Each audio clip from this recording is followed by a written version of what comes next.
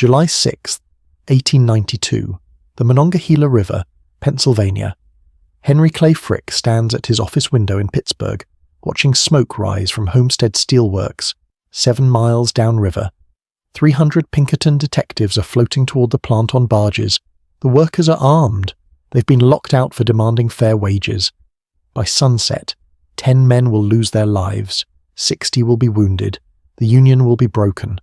3 weeks later, an anarchist will attack Frick in his office, shooting him twice, stabbing him. Frick will survive. Still conscious, he'll finish his meeting before allowing doctors to treat him. November 3rd, 1910. Pullman Company factory floor, Chicago. Italian and Polish workers weld steel plates onto an 82-foot railcar frame. The car weighs 60 tons. It will have 10 dining seats, 2 staterooms, an observation platform, custom Minton china, a private kitchen, servants' quarters. The workers earn $1.86 per day. The car costs $39,656. That's 71 years of their wages. They're building it for the man who ordered the shooting at Homestead. June 15th, 1911, Pennsylvania Station, New York City. The Westmoreland is coupled to the rear of the Broadway Limited, positioned for departure to Pittsburgh. Switching crews have spent 20 minutes positioning the car. 500 passengers wait on the platform. The train is running late. Henry Clay Frick and his guests board through the observation platform. Everyone can see them ascending. Adelaide Frick, Helen Frick, Andrew Mellon, the men who control banking, steel, coal. The train departs. Inside, a private chef prepares dinner on Minton china. Outside, on the same train, a Pullman porter, we don't know his name. The records don't say earns $27.50 per month, 400 hours to get it. He'll serve this train for 30 years and never be allowed to sit in the car he's servicing. The Westmoreland rolls on rails built with 139 million acres of public land grants. Frick paid for the car. The public paid for everything that moves it. Here's the question nobody asked in 1911. When you build a cage inside a cage, when you construct private sovereignty that travels on public infrastructure, serviced by workers you've already beaten, financed by subsidies you'll never acknowledge, what are you really buying? The answer isn't transportation. It's the right to move through a world you've broken without ever having to touch it. Imagine owning 3 mansions spread across 600 miles, but every time you move between them, you share a rail car with 60 strangers who know you ordered 7 of them killed. Your Rembrandt paintings travel in a freight car with someone else's pig iron. Your private chef can't cook. Your board meetings happen in a swaying coach car where reporters might overhear you discussing the next union you plan to crush. In 1911, this was Henry Clay Frick's problem.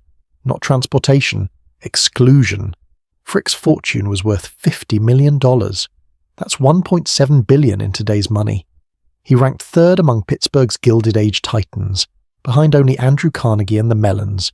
He owned 3 estates: the Fifth Avenue mansion in Manhattan, 35 rooms, $5 million in art on the walls; Clayton in Pittsburgh, 23 rooms, the nerve center of his coke and steel empire; Eagle Rock in Pride's Crossing, Massachusetts, the summer retreat where he met with other industrialists to decide what steel would cost next quarter.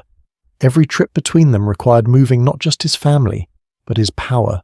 Vermeers, Rembrandts, Velázquez paintings now valued at hundreds of millions. Priceless works crated like cargo, vulnerable to theft, damage, public exposure. Business discussions that could move markets, but conducted where strangers might listen. And everywhere he went, the workers, the families of men killed at Homestead, the strikers whose wages he'd cut. Recognition wasn't flattery, it was a threat. Public infrastructure existed. For $2 extra, twice a labourer's daily wage, middle-class passengers could rent a Pullman sleeping berth. Total cost New York to Pittsburgh, 370 miles, $10 to $14. You got a fold-down bed, clean sheets, access to a dining car, comfortable, respectable. But Frick couldn't control who slept in the next berth, couldn't stop the train for unscheduled meetings, couldn't exclude the journalist, the union organizer, the widow who might recognize him and make a scene. Most importantly, he couldn't command the schedule. The train left when the railroad decided. He moved when infrastructure permitted. That's the constraint. When you have $50 million but the public controls when you move, you don't have power. You rent it by the hour. Enter the Pullman Company. 1910. They controlled 90% of North American sleeping car business, 2,490 cars in operation, a $63.5 million corporation. The president was Robert Todd Lincoln, Abraham Lincoln's son, the man whose father signed the Pacific Railway Act, granting railroads 139 million acres to build a national network. Now the son was selling that network's capacity, one private car at a time, to the men who'd turned public infrastructure into private fortunes. Lincoln offered two options: rent a private car, $5 to $10 per mile, comfortable but temporary. You return it when you're done, or buy one. $50,000 to $100,000 for true luxury, gold-plated fixtures, marble bathrooms. Your name on the side. Frick chose option 2 with a crucial modification. Build it cheap. $39,656.16, plus $108.90 to ship it from Chicago to New York. That's relatively modest by private car standards. No gold plate, no marble. But here's what matters. At $39,000, the Westmoreland cost 68 years of an average worker's wages. For Frick, it was 10 days of income. The genius wasn't the luxury, it was the legal transformation. When you buy the car, you're not a passenger anymore, you're an owner. Passengers use infrastructure. Owners command it. Look at the specifications. 82 feet long, 10-seat dining room, not 12, not 8.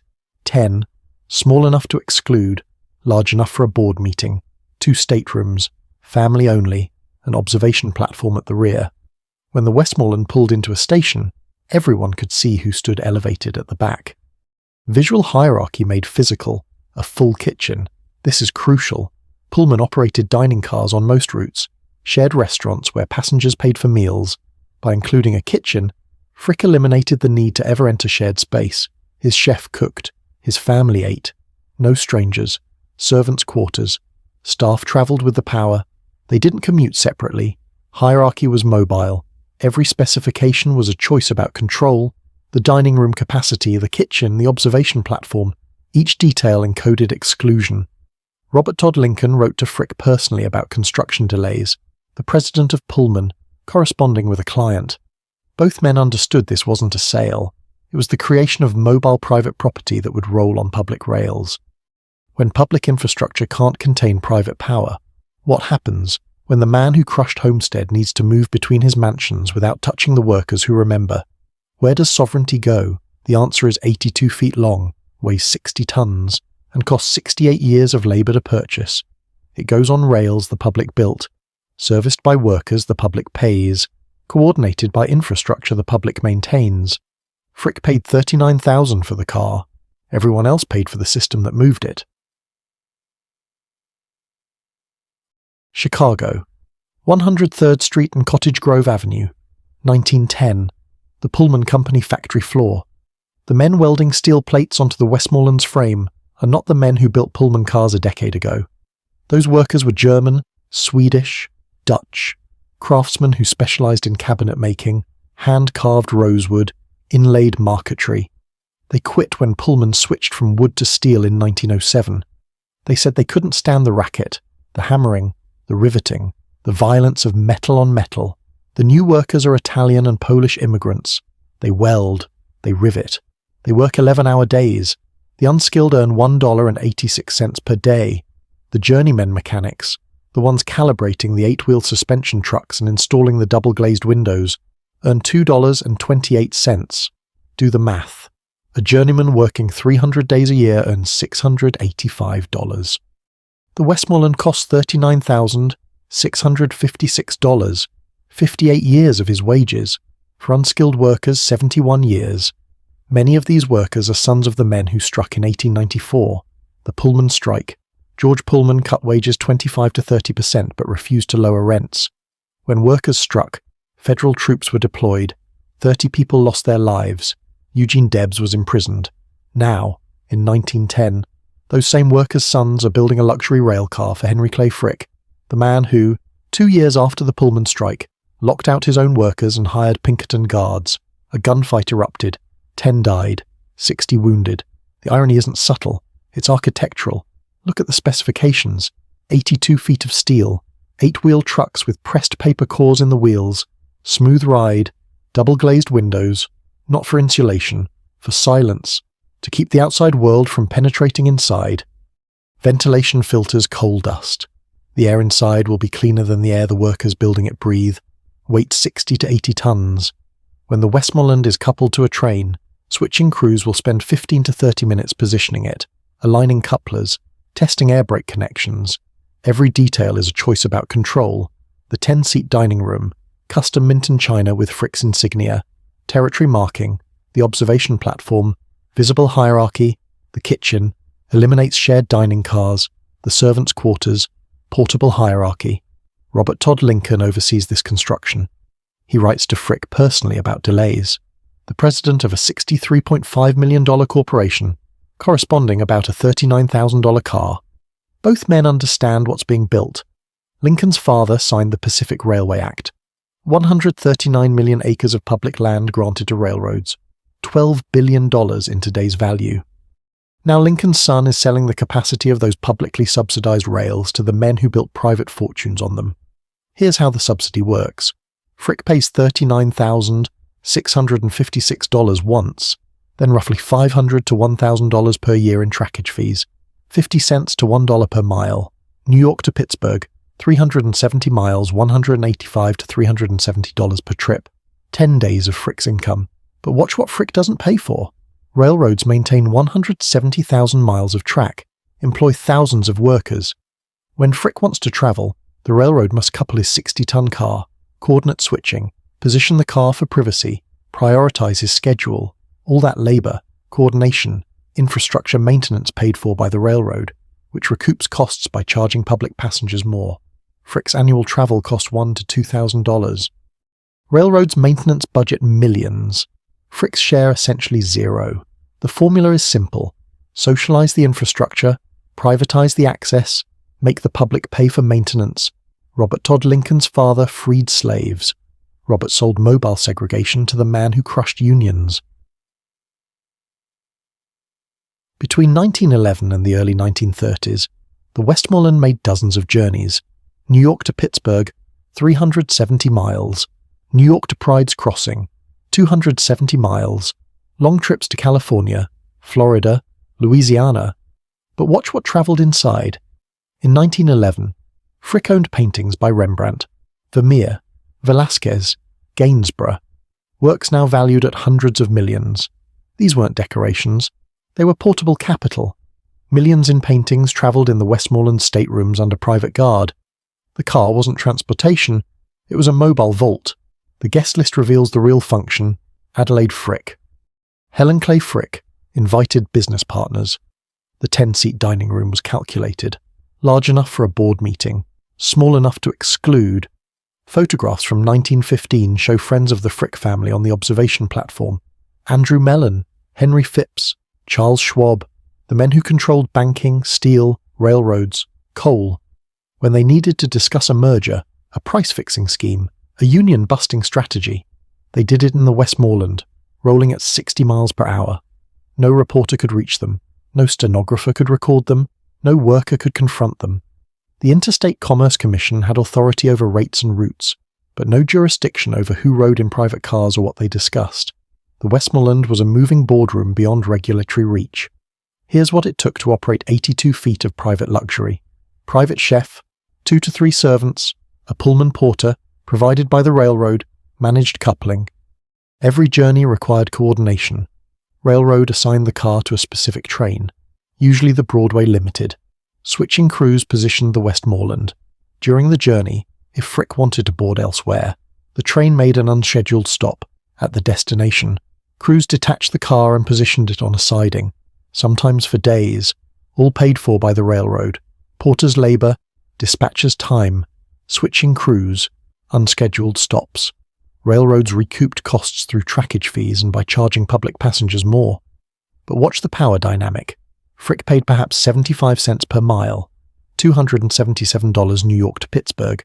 A middle-class passenger paid $40 to $60 total. Frick paid more in absolute terms, but per person, vastly more expensive to operate. 10 people in the car, effective cost per passenger astronomical. Now remember who Henry Clay Frick was. July 6th, 1892, Homestead steel strike. Frick locked out workers, hired 300 Pinkertons. Gunfight on the Monongahela. 7 workers dead, 3 Pinkertons dead, 60 wounded. Union crushed. Steel industry non-union for 40 years. July 23rd, Alexander Berkman entered Frick's office, shot him, stabbed him. Frick survived. Berkman served 14 years in prison. Frick became a symbol, the man who would rather be assassinated than negotiate. 1911. That same man commissions the Westmoreland, built by sons of 1894 strikers, serviced by porters earning $27.50 per month, rolling on tracks maintained by workers earning $1.50 to $2 per day. The observation platform becomes a stage, Frick and his guests visible to station crowds, elevated above the workers who make the journey possible. The dining room serves meals while railroad workers eat cold lunches from tin pails. The Westmoreland wasn't transportation. It was a moving monument to Homestead. It said, "I won, you lost." December 2nd, 1919. Henry Clay Frick dies at 70. His will leaves $50 million, $42 million to charitable foundations. His art collection becomes a public museum. The Westmoreland goes to his daughter, Helen. She inherits the car into a different world, a world that had already changed during the war. December 26, 1917. 2 years before Frick's death, President Wilson nationalizes all American railroads. 26 months. Government needs rail capacity for troops and war material. Private luxury becomes politically indefensible. 26 months. Government needs rail capacity for troops and war material. Private luxury becomes politically indefensible. 1919. 6.7 million registered cars in America. 1929. 23 million. The wealthy are abandoning shared infrastructure entirely. Why negotiate with railroads when you can drive your own Packard? 1929. The Great Depression. Private railcars transform from extravagant to obscene. Railroads refuse private car service unless owners pay premium rates that make operation prohibitively expensive. Helen reads the situation. 1926. She has the Westmoreland completely rebuilt, uses it exactly once, a trip to the Pacific coast. Then she moves it to Pride's Crossing, static display. Sits there from 1926 to 1940. Not transportation, a museum piece. 1940. Wendell Willkie is running against FDR. Helen decides to convert the Westmoreland into a mobile White House for Willkie's campaign. Middle of the Depression, offering a Gilded Age rail car. Tone deaf. Willkie loses in a landslide. The Westmoreland never becomes a campaign vehicle.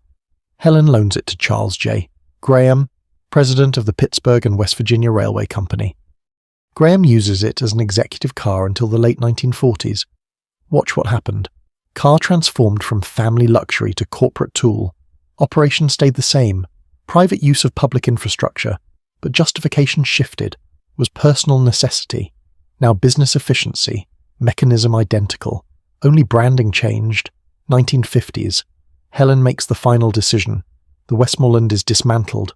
Why maintenance costs. An 82-foot steel car deteriorates. Insurance and liability. Even unused, it represents legal exposure. Changing symbolism. 1919. The Westmoreland was a status symbol. By the 1950s, it's an embarrassment. The wealthy have moved on to private planes. The dismantling is quiet. No newspaper coverage. No public auction. The Minton China survives. Displayed at Clayton. Some photographs survive.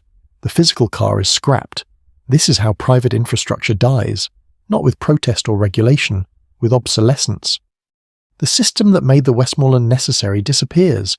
The wealthy find better ways to exclude, but the mechanism doesn't die. It evolves. 1956. 1 year after the Westmoreland is scrapped, Eisenhower signs the Interstate Highway Act. 41,000 miles of highways, $114 billion in public investment.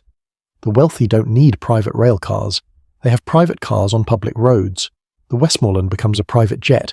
Same function, mobile sovereignty, private control, public subsidy, just faster. When private infrastructure dies, does the mechanism die with it, or just find a new body? Here's what physically survived. The Minton China, Clayton, Frick's Pittsburgh mansion, now a museum, glass cases, lit like precious objects, each piece hand-painted with Frick's insignia. These plates served Frick and his banker guests for 20 years. Now the public can view them, with a $22 admission ticket. The cafe named Westmoreland, Frick Collection, 5th Avenue, New York, opened June 2025. Walnut tables with brass detailing, mohair banquettes, meant to evoke the original railcar's luxury, capacity 50 seats, access museum ticket holders and members only, cost $22 museum admission. The irony, the car represented radical exclusion. Now it's celebrated through inclusive public space. You can eat in the Westmoreland Cafe if you buy a museum ticket, but the mechanism that made the Westmoreland possible is erased from the display. Here's what's not preserved. Technical drawings showing the observation platform as power display, contracts specifying trackage fees, correspondence between Frick and railroad executives negotiating special stops, employment records, Pullman porters who served the car, the subsidy structure that made it possible.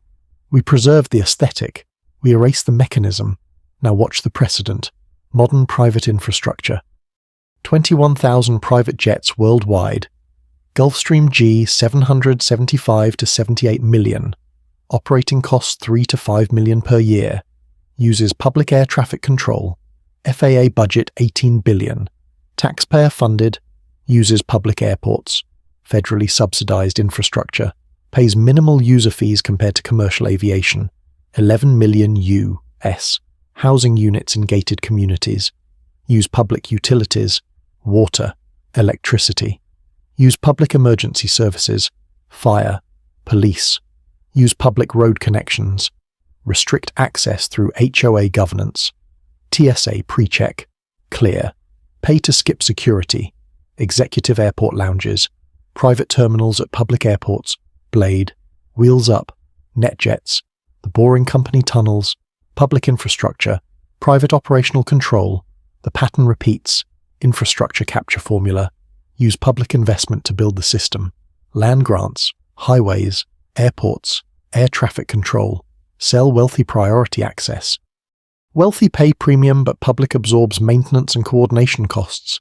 Hidden subsidy, public passengers pay through higher costs or reduced service. The Westmoreland formula, 1911. Frick $39,656 plus $500 to $1,000 per year. Public land grants built tracks, worker wages, maintenance, scheduling. Frick's share of maintenance 0%. The modern formula, 2025. Private jet owner 75 million purchase plus 3 to 5 million per year. Public 18 billion FAA budget. Airport construction. Air traffic control. Wealthy share minimal user fees. Same mechanism. Bigger scale. Infrastructure isn't neutral. It's designed. Every specification encodes power. The Westmoreland's 10-seat dining room. Controlled guest list. Observation platform visible sovereignty. Kitchen avoiding shared space. Servants' quarters portable hierarchy. Those choices were paid for privately. Subsidized publicly. Value extracted far more than paid in. When you see a private jet, ask who built the airports. Gated community who paid for roads. Billionaire super yacht who maintains the ports. The wealthy don't opt out of public infrastructure. They commandeer it. They pay for the tip. Socialize the base. Call it efficiency. The Westmoreland was dismantled in the 1950s. Blueprints gone. Car scrapped. Physical sovereignty destroyed. But 82 feet of sovereignty never left. It learned to drive. Private cars on public highways. Interstate Act, 1956. It learned to fly. Private jets on public air traffic control. It learned to exclude. Gated communities on public utility infrastructure. Henry Clay Frick is dead. His railcar is gone, but the mechanism survived.